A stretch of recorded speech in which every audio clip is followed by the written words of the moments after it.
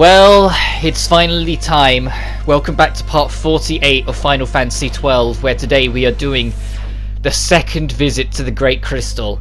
The worst dungeon in the entire game by fucking far, because it is a ginormous maze that is extremely complicated. Everything looks the fucking same. There's time limits in here. There's optional loot in here that's very helpful to have. There's an optional boss in here. There's an Esper in here. Everything about this place fucking sucks, and you're going to lose over an hour of your life, even if you're following a walkthrough, which is exactly what I did to go through here. From the moment you enter, you're going back up the path to flick the switch. Because now that we have finished the first visit, we are allowed to. When you first came here, it wouldn't let you, which will open this path to the right to go to the second area of the Great Crystal. From the moment you enter the second area, you're in trouble. If you're playing the PS2 version, the only saving grace is that there's no save points until near the end. When you warp up here, you're going to see a lot of pausings in the recording, by the way, because I check my notes a lot going through here. You're persevering up the path in front of you, and there's going to be two locked doors. These two locked doors will lead you to different points of the next area. This central waystone cannot be interacted with because it is your shortcut back to here when you reach the very end of this area. So you're going to make a sharp left from the one you entered from. Up here there is a mammoth ton of enemies, but there is a treasure for your troubles. So if you can get through them and get to it, there is a caldera.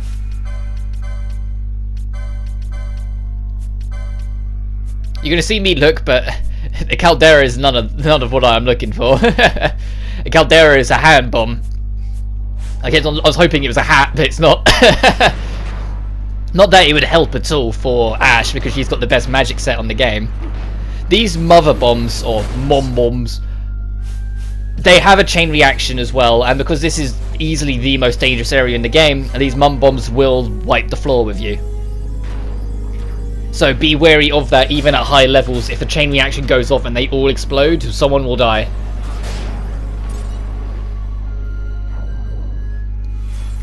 But that is your only treasure down there, so that's your only reason to go there. So if you go back the other way,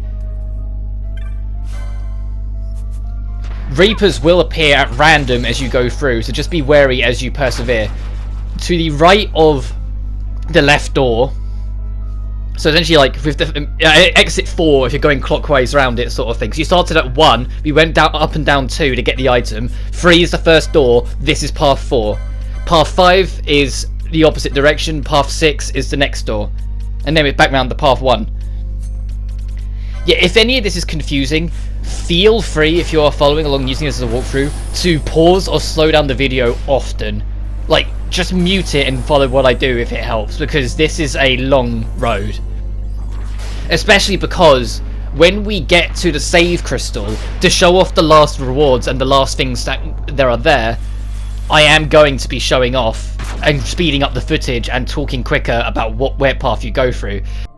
But persevering up the path, this is your first instance of a timed switch. This switch interacts with more than one door, and when you interact with one, the rest will lock down unless you deactivate that door. To deactivate it, you just return to this switch. However, you need to know where they are in advance, because after you flick them, it will put you on a time limit to find the door that it is tied to. As you can see, we're given 72 seconds, but because of double footage, we have even less time. You see me grab my bearings, because thankfully you do have enough time for this first one to take your bearings, and just carry on. Fleeing and running past enemies is gonna be your best bet to actually get things done on time, because every 2 rooms resets enemies, so you're gonna have to run through enemies regardless, which leads us down exit 5. So we're going to, from here, grab my bearings and then go down exit 3. Or path 3, following my original clockwork of path 1 was where we first entered this area, 2 is where we went down. Oh, I go to path 6 even. Yes, I go to path 6 instead.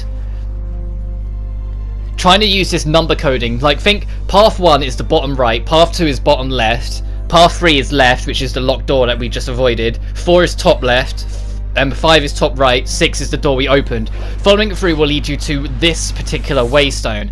There are 2 different waystones depending on which path you go. Although both of them lead you to the third area, they lead you to the very different parts of said third area. So it is important that you go down one over the other. The path leading downwards, which I believe is the path to your left, is the path you want to take first.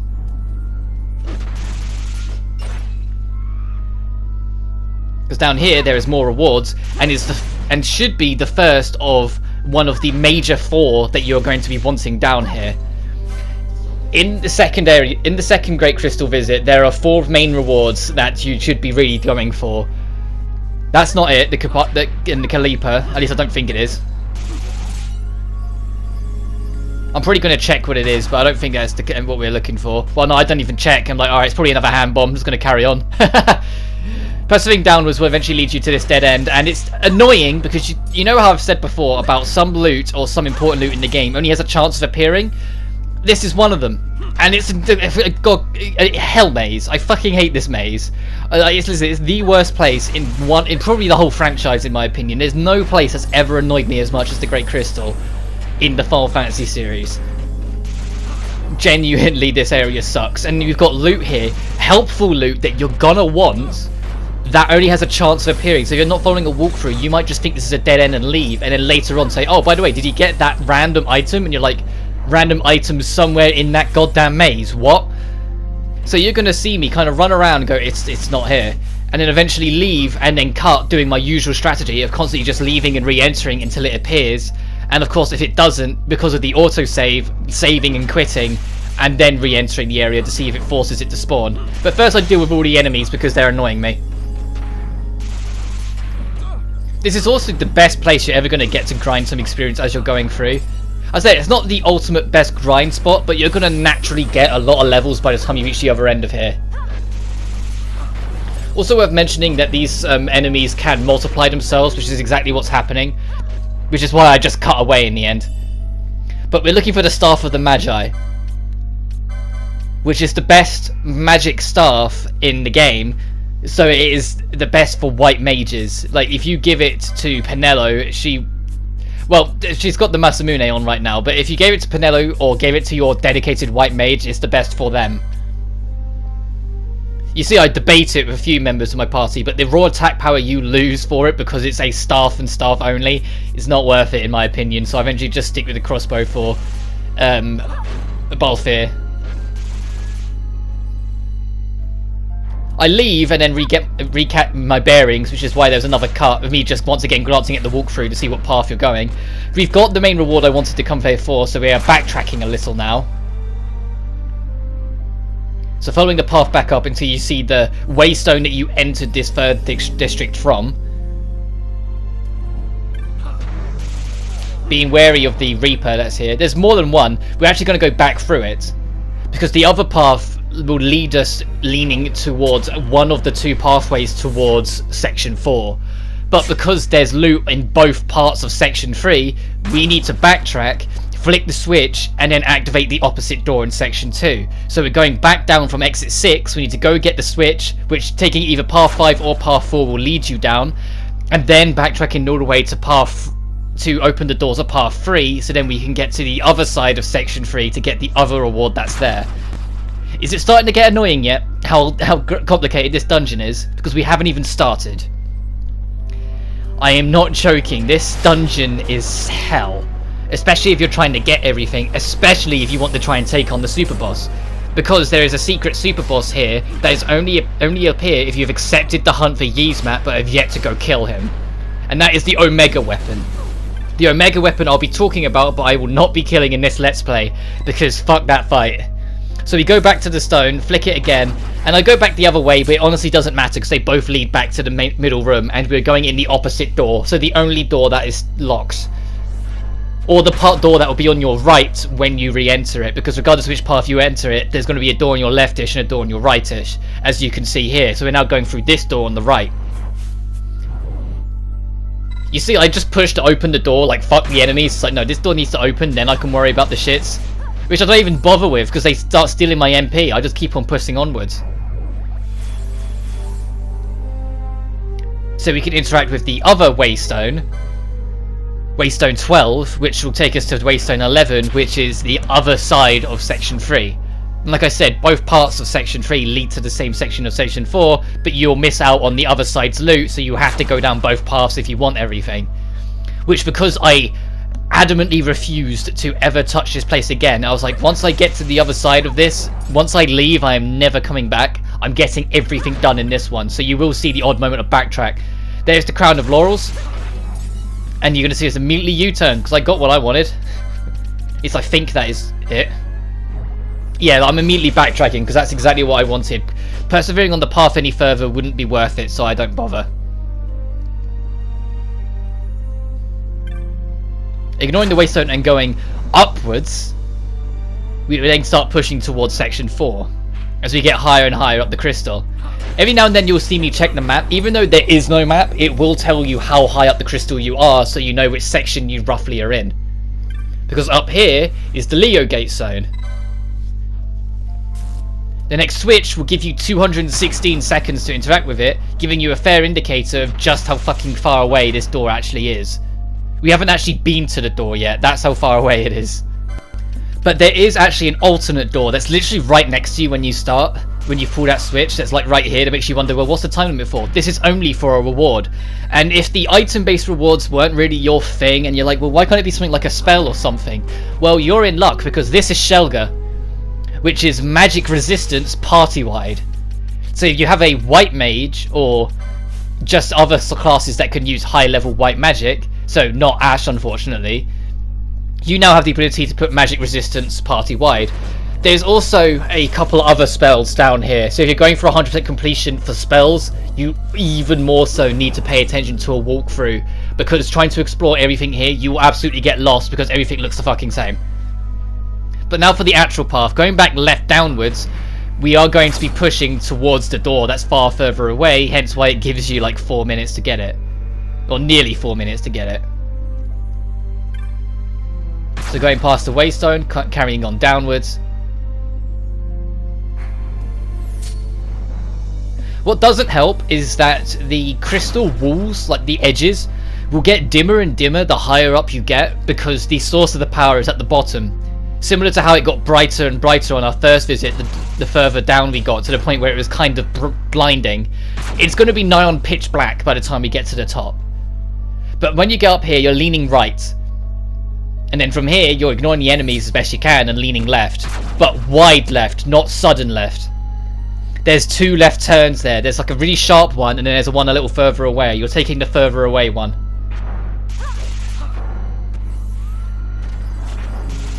Also annoyingly is that some of the enemies will spawn behind you when you enter an area. Now rather boldly, you're going to see me backtrack and then go back in it. It's because there's another loot in here, and despite being on the time limit, I wanted the loot now. I didn't want to backtrack for it if I could help it, so you're going to see me push for it to get the Yagyu Darkblade, and then go back upwards, because we're still running for that switch. Now you're going to take the path in between the two. Instead of taking the second right, you're going to take the first one, to go the only path we haven't gone down. And Balthier is still dead, because both our team members have got disabled on him, but I was like, you know what, just run for the switch. Following the path to your right, you should, I believe, after this one, be at it. Yeah, there it is. If you went down the other path of section 3, that other door you see there will be where you end up. Which is what I mean by, like, you can only take one. You can't go up one then down the other. They both lead to section 4, but it is what it is. There's an ash worm for your trouble on the other end of here, which is just like, okay, thanks. I guess it's kind of like a soft test. There's only 2 boss fights. Both of them are completely optional to an extent. One's the last Esper of the game, Ultima. You want to lean up the left path here, by the way. And the other is the Omega weapon, which is so optional and hidden away, you might be forgiven for not even realizing it exists. There goes that wyvern. There's only one path to really follow when you go up this way, so don't worry about getting lost just for now. But at the end of it is your Waystone, and you'll see there's another path off to the side. I check it, but I can't remember if this actually leads to loot off the top of my head. We'll find out together. I think this is just the other path if you took the other way. I mean, I was just running down it just to make sure there wasn't any like little items or whatever that I missed, because, you know, as I keep stating, hate this dungeon, wasn't about to do it again if I missed anything. No, yeah, no, I'm like, yeah, this just leads back to the other path. If you went down the right path instead of up the left, you would end up at the same place eventually. So let's interact with Waystone 15.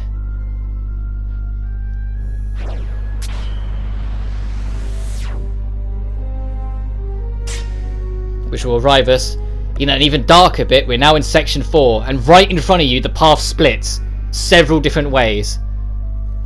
A lot of different ways. You want to persevere straight ahead up this path, because now we're in the thick of it. This is the biggest section of the area. There are literally like 8 doors. If I double check the guide, yeah, there's 8 doors with 8 different switches. Well, no, 8 doors with 5 switches, and one of them is not even in this section. One of them is actually in section 5, and you interact with it and you have to go back into this section. All of them having multiple doors that the switches can interact with, that you need to open in a very specific order to get to the end, or to get to Omega later on. So you're leaning to Libra door 2, the one on your left. You then see me, as soon as I get it, go back to deal with the enemies, because I'm like, okay, my team's getting murked behind me, I need to deal with this. Sorry if I'm not being more casual with my commentary, it's just there's so much little bits of information I need to express to you going through here, so you don't go through hell trying to survive here. This is like the video I was not looking forward to because of how much of a fucking maze it is. Because you come up here from this door and the path splits again. And I was like, are you serious? Come on. There's a path right in front of you, there's a path to your right. But you want to go straight ahead, going more up. I'm kind of, for the most part, letting the video do the talking for me. Like, my notes are entirely for going for the secrets. You're ignoring that switch and making going left because you can't do anything with that switch right this second anyway. Actually, no, that's the wrong one. You come back for that one. I'm just going for the Guravagosaurus, which gives you a Ring of Renewal, which is great because it's regen on a ring. So you're constantly slowly regenerating health, which is an item you might actually want. Which, you see, I finally give up the better loot from chests, or better chances of loot from chests, to put on the Ring of Renewal, because everything that would be affected by it is behind us, essentially. Everything that would be affected by it that we'd want is behind us. The only thing it would help for is for the invisible weapons, and even then I never got them, even with it on. So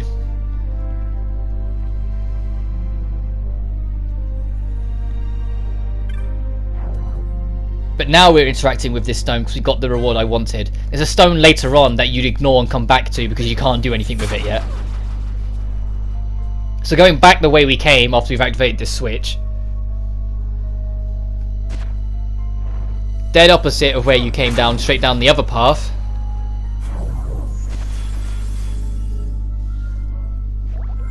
Straight to that door right in front of us, I believe. Or is it? No, that's later. We lean to our right.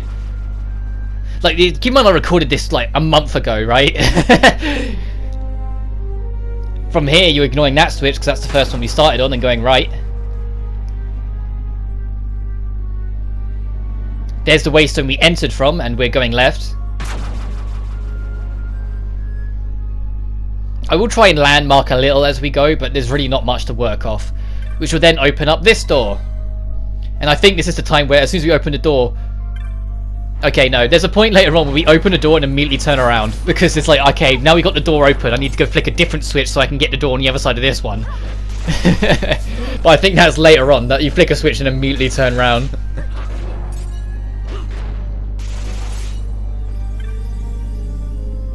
So let's go to Virgo Gatestone. That pause was me checking my notes again. Back up the way you came. And this is a lot of backtracking. The biggest reason Section 4 sucks is it's not only a maze, but it's a maze where you backtrack a lot just to get anything done. Immediate right, going up through the centre path from the Waystone. From here, you're making another left. Up this path in the ever darker crystal. And it's the door on your immediate right, just here, that you need to activate. Now this one, I believe, will actually lead you kinda to the end, I think. So if you don't want the rest of the loot, you literally just want Ultima and then be done with the place, I think you're pretty much done. Don't hold me to that. Like, it might be worth just following along anyway, because I might go back for... If you see me go back for another switch, especially as soon as I deal with these enemies, we'll find out. If I go back for another switch... No, I do just persevere to get done with Ultima, because I just decided it would be better to get everything else done together later on. Because once you get down here, you just break a left and you're going into Section 5. Because the right path over there is the other way you can get to here if you follow the switches in a different process. But the path I took is the path I believe is the quickest. That requires the least amount of effort. So once you go up here, persevere to stone 17.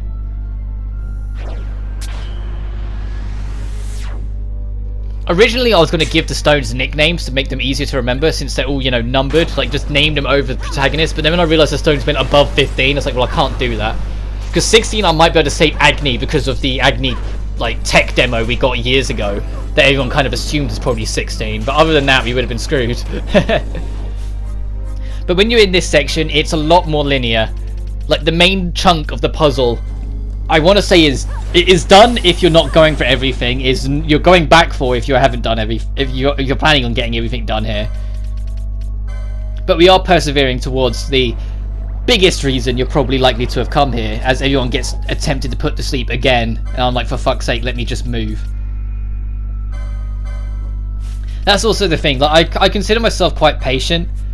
But with how much I don't like this area, anything that makes me here longer, I had zero patience for.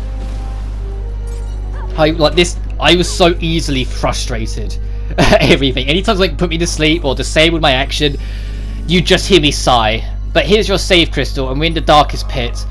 Save on a different file if you're not following a walkthrough, because you don't want to get lost trying to find your way out of here. Dead ahead is the boss. To your left is the switch you need to start getting towards the extra secrets, and to your right is your shortcut back out of here.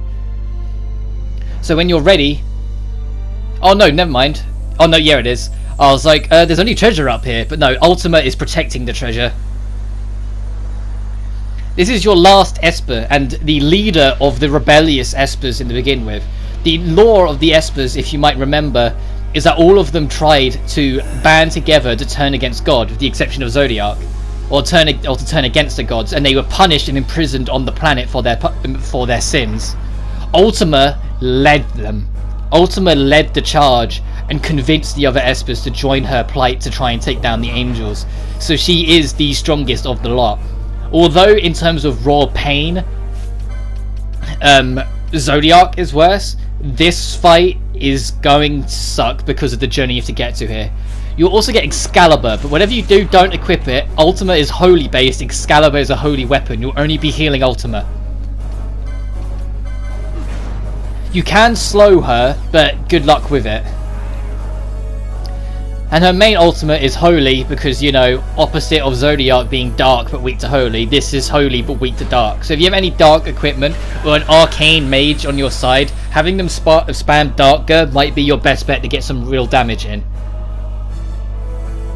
Also, really evilly, when you're hit with Holyja, it will attempt to cast reverse on your whole party, hence why this pause is here. Because I'm like, well, hang on a minute, we can't heal them.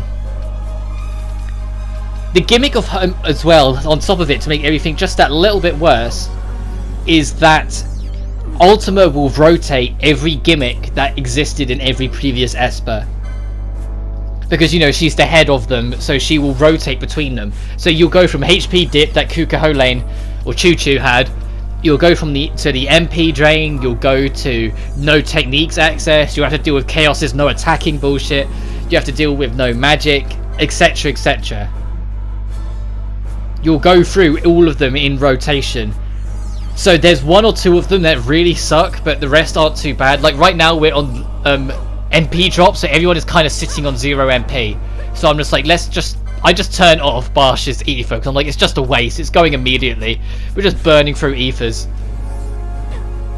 But then attacking is turned off, and I'm like, for fuck's sake, now he actually needs those ethers, so I just waste a Mega Elixir so I can get everyone's MP back, so that they can at least be doing something, like hurting it with Darkja. But if no sword is gone, that means next is going to be no magic usage. So we'll only be able to do physical attacks, so the MP I just restored will be worthless. Not that it matters, because we're about to eat another Holyja. And you might be starting to get a good idea of why I don't like this fight. Well, I don't like anything in the Great Crystal. Just Ultima, the way the gimmicks work and the way it rotates itself, I just don't like it. I just want it gone. So I push for a quickening, which it takes a while to load, but I managed to get an Arc Blast. It wasn't Black Hole. If it was Black Hole, that would have been beautiful because of the amount of damage it would have done, but Arc Blast, I still take it for what it is. it still does a healthy-ish chunk of damage. And it immediately retaliates with Holy Jur again, which I was a bit like, are you serious? Like, you used Holy Jur, I used the quickening, it just went, alright, have another one. So at this point I was expecting the entire party to fall. I was like, yeah, there's no way. But then somehow Barsh, and maybe Balthier just missed, but Barsh, being an absolute champ, survives it, and I'm like, well, now we got reversed, we need to get rid of that first.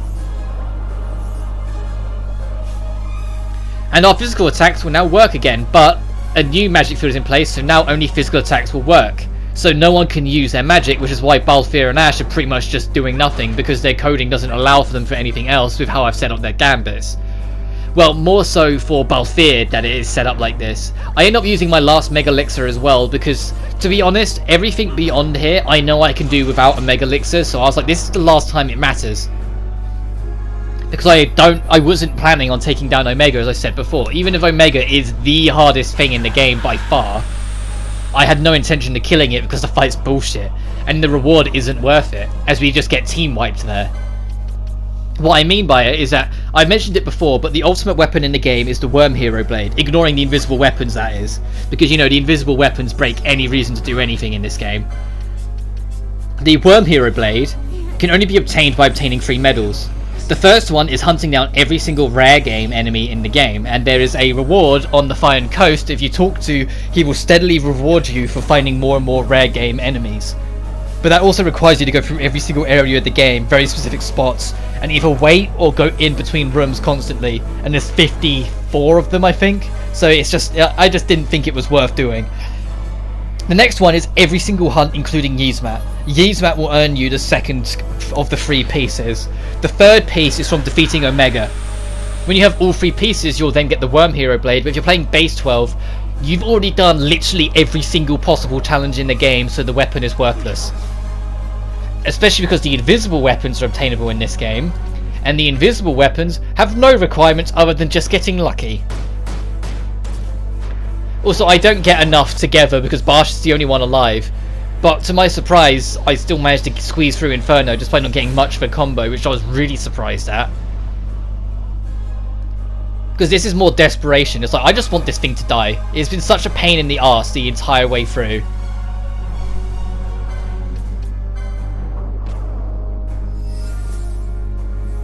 Also, and that's the strategy. That's the first and pretty much only time I've used Revive. I didn't want to use a Phoenix down, or at least I couldn't use a Phoenix down because of the situation of what Barsh was. We had no items on, so I had to think of something. So I used Revive, which is sacrifice yourself to bring someone else back. So I brought back the Mage, since I knew she'd be able to raise everyone to bring it back. But in doing that, you'll not only defeat Ultima, but if you're following along, that's your very last Esper. So you'll net yourself 2 trophies in one. The one for defeating Ultima specifically, because, you know, she's the leader of the Espers, and the one for getting every single Esper. Despite her name being, you know, Ultima, I've stated before, Zeromus is your best one, because reverse Elixir Big Bang and you're doing 300,000 damage to every single enemy in this on screen. But if you're not using elite strats, if you can call it that, Ultima is god tier because of our holy magic and most enemies being weak to holy. The only thing in the game that I can think of right now that is left that holy wouldn't work on is Yzmat, which is going to be our next video. But we've got Ultima, and so if you don't want to do everything, your journey to the second crystal visit is done. If you do want everything though, look at the video length. We're not done yet. Time to do our usual for the last time, and the last time you're going to see the license board actually. See what character deserves to have this the most. Balthier can learn telekinesis, but he already uses a ranged weapon. So last we check Barsh. He gets swiftness, speed up action speed. That's pretty much the seller. And he finally gets telekinesis. You know, well after it's way too late. You can see that was what sold me. I was like, you know what, fuck's sake. It took us that long to get telekinesis, and it would have been helpful so many times up until this point. But swiftness is probably the main thing as well, because of just how helpful it is to have. But as you can see, every single Esper has been obtained. We haven't missed a single one. So now I'm going to backtrack to that save crystal and collect my bearings before we do the second half. And I have it written down exactly the path you need to take to make sure that you get everything, because it's split into 3 sections. To make it more manageable, I have split it into 3 sections, from save crystal to Stega, from Stega to Omega, and from Omega to escaping. But if you have no interest in doing this, from the save crystal take the right path and there is a waystone over here. This waystone will take you back to the very start of the section.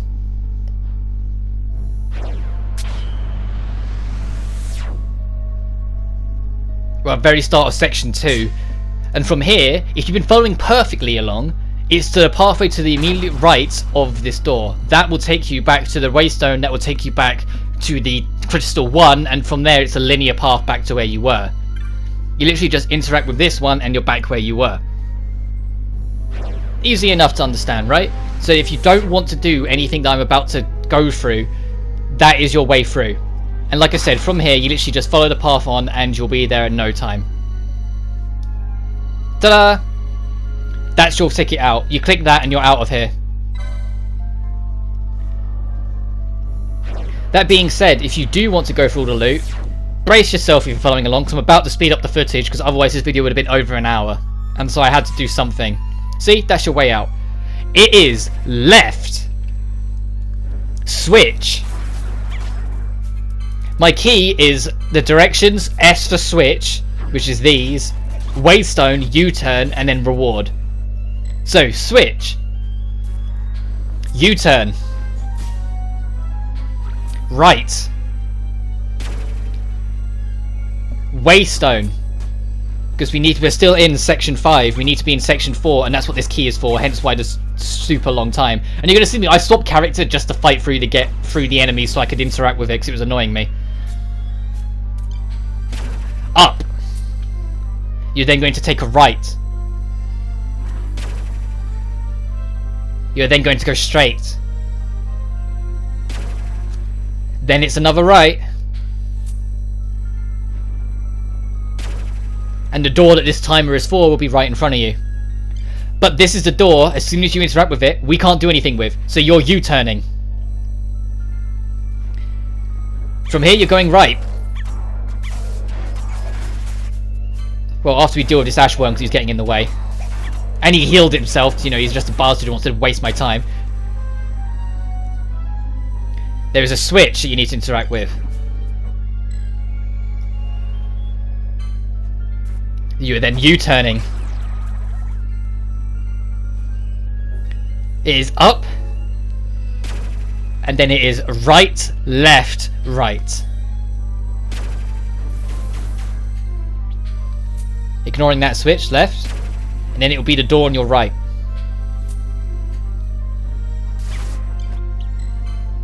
From here, you're U-turning and you're going back the way you came.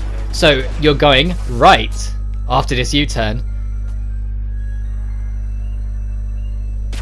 Left again. Right again. And then left again. And there'll be a switch in front of you, so you're just zigzagging.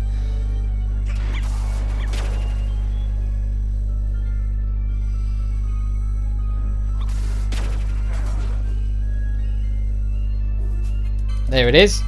And once you get to this one, guess what? You're U-turning again! And you're going back the exact same path, because the door we opened previously, there is another door behind it that we need to open. So, from that U-turn, it is right, left, right, left, right, left. So, take that right. Take this left. You saw me, like, I was getting brain dead already here. You see I turned right a little late there. Right. Left, ignoring that switch. Right. One last left. After I heal off the confused so Ash doesn't beat us up. And there'll be a door. From this door you take a right, and the reward ending your first section is here. So take a breather if you want to, if you're following along, because if you're following along I can imagine you're pausing and starting a lot.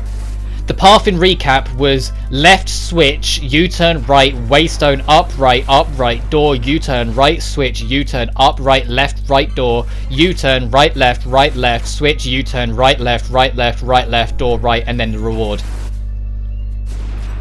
Like I said, if you've got here and you're following it along, feel free to just pause and take a breather now, because we're not even done. The following sections aren't as long, but they're still sections.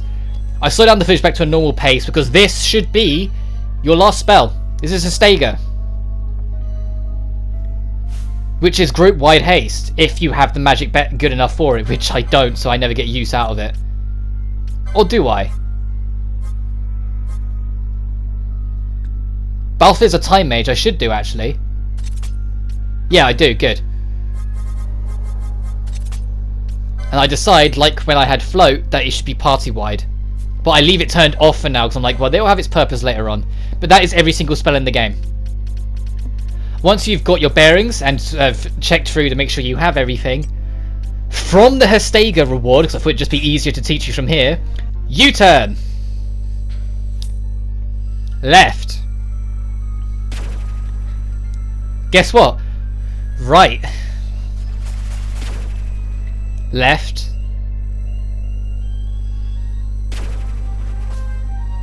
Right. Left. Right. You saw me hesitate for a second there. And another left. And there should be a switch in front of you. A switch that we interacted with before, but because it interacts with two doors, we need it for something else. You're also going to see me take a slight pause to deal with the 1,000,001 status conditions we just got thrown at us trying to get past. But that also means, just like before, once you interact with the switch, we are U-turning again. You see me fucking try and get past all the enemies. So, U-turn. Right. Don't worry, there's not as many this time. And there's going to be a point where we break off the normal path, so pay attention. Left. Right. Left. Right. Up. Go directly straight. Don't just take another left. And the door in front of you is where it is. But there is a reward here, and the last main reward you'll want down here. So I did put a star on this bit to highlight that the last main reward, the Artemis bow, is here. Which is a great bow, but like I said, invisible weapon's still better. From here, you're making a right.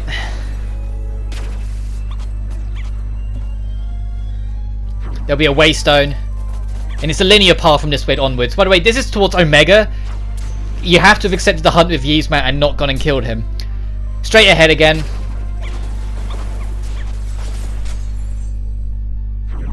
Next waystone, and then straight ahead, and you're done. You're at Omega. But just brace yourself if you're daring to tackle Omega at any stage in this game.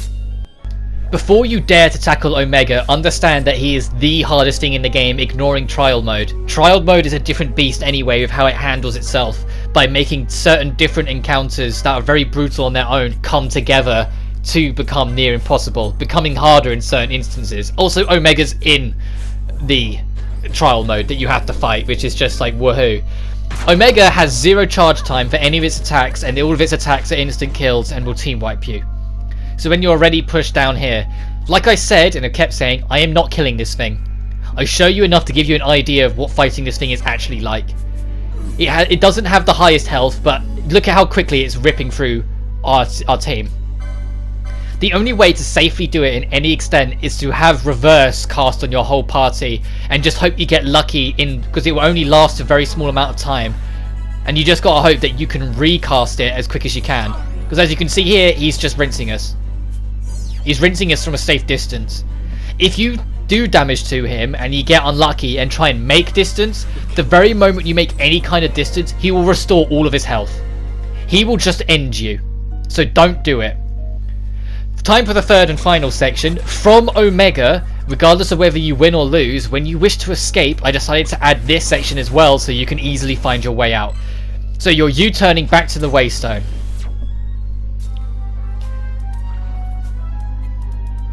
From here you're going up to the next Waystone because it's a linear path for now. At this point I'm like, wait, barge up please, thank you.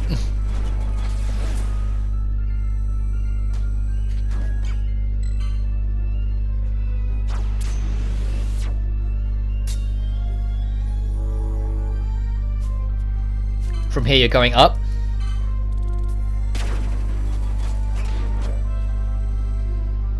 You're making a left.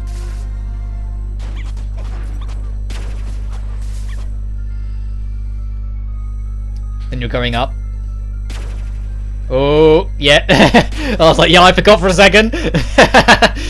You're making a left. Can you tell? Like, so I started the recording, but this was a lot of note taking. You're going right twice. Then you're making a left towards the Waystone, so you're back in section 5. Because there's the Gura Vaganus.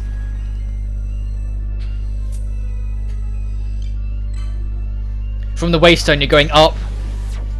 Well, once we get on the other side of it.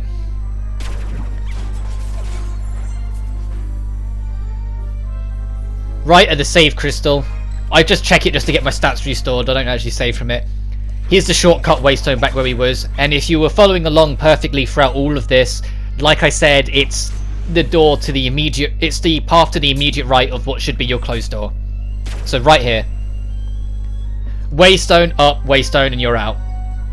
So, in recap, the entire journey from the save crystal at Ultima to get Hastega to Omega and then to get out is, brace yourself, left, switch, U-turn, right, Waystone, up, right, door, U-turn, right, switch, U-turn, up, right, door, U-turn, right, left, switch, U-turn, right, left, door, right, Hastega, U-turn, left, switch, U-turn, right, up, door, reward, right, Waystone, up, and then from Omega it's U-turn, Waystone, up, left, right, left, Waystone, up, right, Waystone, right of door, Waystone, up, right, Waystone. That's it. That's all that shit. For the last little piece of this, I wrap up techniques, just because I knew I was going to be wanting them for Yzmat, which is in our next video.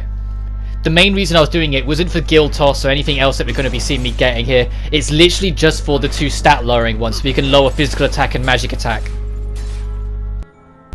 And then from there, we are done. The Great Crystal is entirely behind us. I said this is just wrap up, so then we make sure I got everything I wanted. Which is this puzzle that I've referred to before, where you start in the top right and you have to go through the passage of doors in a specific order. So you start in the top right, you go down through the bottom right door, go all the way around the outer edge to go through this far left door. You're then following it around to the top left.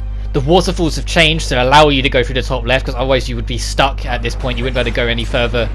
Like, this bit would be cut off, so you wouldn't be able to go any further. Up through the top left. You're going wide, so you need to lean to your left over here and go through the time doors. The time doors don't affect the puzzle, so don't worry about it.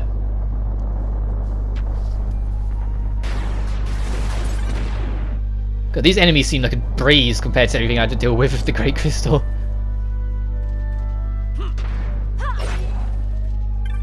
So then you're taking the second door from the right, because we started at the door on the farthest, and going straight opposite you to the second door on the right on the other side. The waterfalls have changed course again to allow you to do so.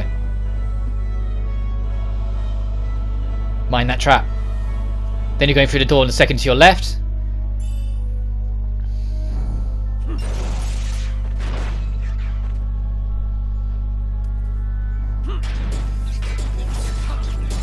I was tempted to just hold flee for all of this, but at the same time I was just enjoying having normal encounters after everything with the Great Crystal at this point, so I was like, you know what, it can stay. Second from the left, then second from the left up top, and then you're just going straight down the middle and it'll take you to your rewards. It was to change course again. Mind the bump.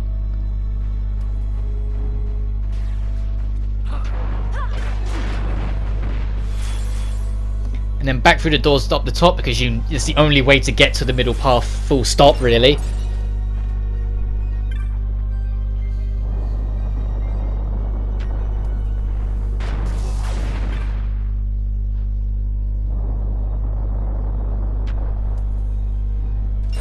And once you go down through here, that will end the puzzle. I know I've just kind of stopped talking really, but that's because I just burnt out everything.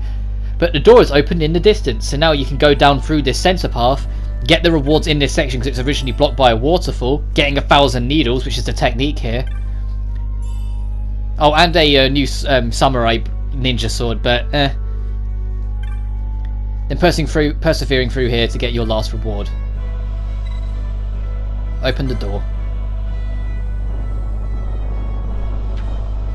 There you are. And your reward for all of that is a Mega Elixir to replace the many we wasted on Ultima. And this door just takes you back round to the start. See?